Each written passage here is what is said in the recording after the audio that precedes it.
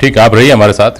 Doctor Rajesh, lockdown में आज जिस तरह की चर्चा रही है इसको लेकर, लॉकडाउन से जो हमारे लॉकडाउन के जरिए हमारी जो लड़ाई है कोरोना से, अगर इसको मॉडिफाई करके थोड़ा सा इसमें ढील दी जा रही है ज़रूरी चीज़ों की वजह से, लोगों की ज़रूरत की वजह से, तो क्या इससे हमारी लड़ाई कमज़ोर पड़ती है?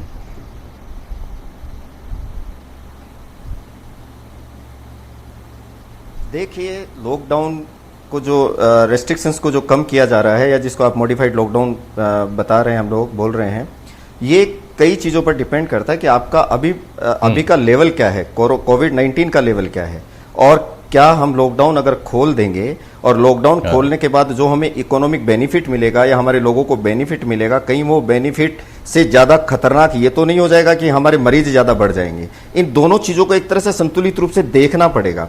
फिर दूसरी बात, अभी जो लॉकडाउन के हमने मेजरमेंट्स बताए हैं कि स्ट्रिक्ट मेजर के साथ ये अप्लाई करना होगा, तो क्या वो इस तरह से वो नियम गांव के लोग ये कर पाएंगे?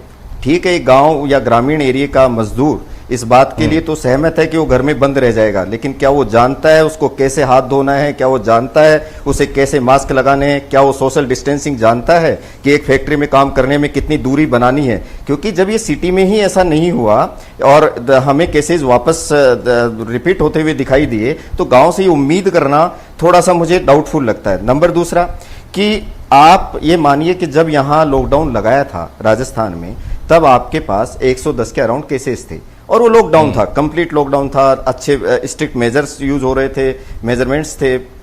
उसके बाद भी फिर इतने केसेस क्यों बढ़ रहे थे? तब भी लोग अच्छे से अपने घरों में बंद थे। जब उसके बावजूद केसेस की संख्या इतनी बढ़ती गई और अब अभी उस स्थिति में नहीं आए हैं कि हम उस लॉकडाउन को खोल करके और हम ये सोचें कि अब केसेस हमें नहीं मिलेंगे, या कई बार ये होता है कि इन लोगों ने जो क्राइटेरिया रखा है कि ग्रीन जोन, नहीं, यहाँ केसेस नहीं है। एक मिनट आपको रोक रहा हूँ बीच में, एक मिनट। अभी इस लॉकडाउन को पूरी तरह तो खोल नहीं दिया गया है। जरूरी चीजें जिनका उत्पादन लॉकडाउन को सही तरीके से जारी रखने के लिए भी चाहिए, ये मैं और सुरेश जी से भी समझूंगा, उनके उत्पादन की बात है, ताकि मजदूरों को रोजगार मिले, वो भटक रहे हैं, परेशान हो रहे हैं, घर से दूर हैं, और जो उनके नियोक्ता हैं उनको भी राहत मिले।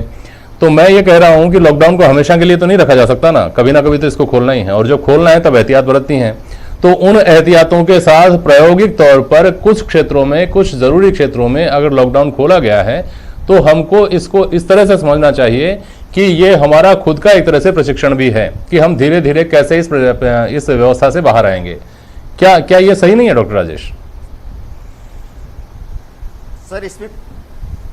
सर इसमें जो मेजरमेंट्स जो इन्होंने लिए हैं, जो मेजर्स हैं, वो ये हो कि कोई भी मजदूर जो काम करे वो एक तो बिल्कुल स्वस्थ हो, उसका एक फिजिकली जांच हो कि कहीं उसके ऐसा तो नहीं कोई डायबिटीज या कोई और एक्स्ट्रा एसेसरी कोई दूसरी बीमारी उसके साथ जुड़ी हुई हो, और इम्यूनिटी के रूप से बड़ा कमजोर हो। तो ये एक सबसे पहली चीज है कि आप स्वस्थ हो, आपकी उम्र लगभग 50 से कम हो, ताकि आपके इम्यूनिटी अच्छी हो और आपका जो कोरोना वायरस का इन्फेक्शन की जो रेट है वो काफी कम हो।